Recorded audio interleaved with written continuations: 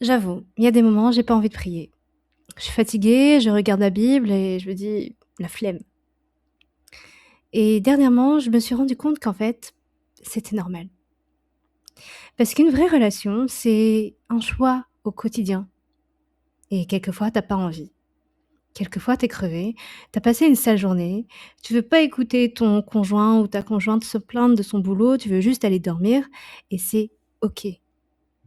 Mais ce qui serait mauvais, c'est de négliger la relation, c'est-à-dire rester paresseux et finalement laisser l'indifférence s'installer. Avec Dieu, c'est exactement la même chose. Prier Dieu, c'est exactement ça. On aime Dieu, mais quelquefois, les années ont passé et la passion n'est plus là. Et pourtant, comme pour une relation, un SMS qui dit «Je t'aime, merci d'être là», c'est tout ce qu'il faut pour que Dieu se sente aimé et apprécié.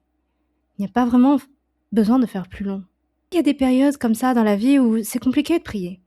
Les périodes de travail intense, les périodes de tristesse où on veut voir ou parler à personne, les périodes de transition comme un déménagement par exemple ou l'arrivée d'un enfant. Dans ces situations-là, c'est même difficile d'entretenir les relations, on va dire terrestres. C'est plus difficile de voir tes amis, de parler à ta famille, de téléphoner régulièrement. Donc si c'est difficile pour tes relations terrestres, c'est normal que ce soit aussi compliqué avec Dieu, que ce soit compliqué de prier, c'est pas choquant. Donc déjà, déculpabilise ça un petit peu. Vois ces périodes comme un voyage pendant lequel Dieu nous attend sur le quai.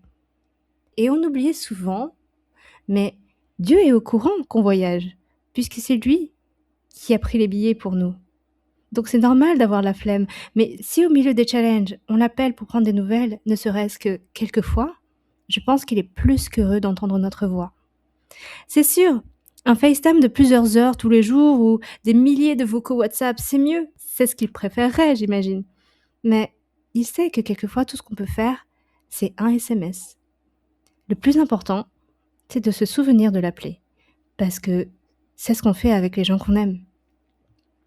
Par ce message, j'aimerais encourager quelqu'un pour dire que, OK, tu dans le jus. C'est normal de ne pas avoir envie de prier. J'aimerais juste que là, puisque tu es sur cette vidéo, tu prennes quelques secondes, juste pour dire merci. Choisis une chose en particulier dans ta vie et dis merci Seigneur pour ça. Je te laisse une vingtaine de secondes pour le faire en réel, parce que c'est important pour la suite.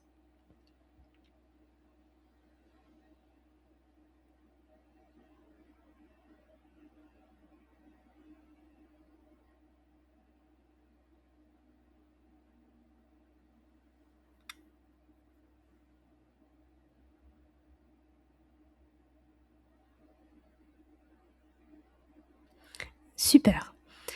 Alors maintenant, on va passer au vrai truc, à la vraie astuce.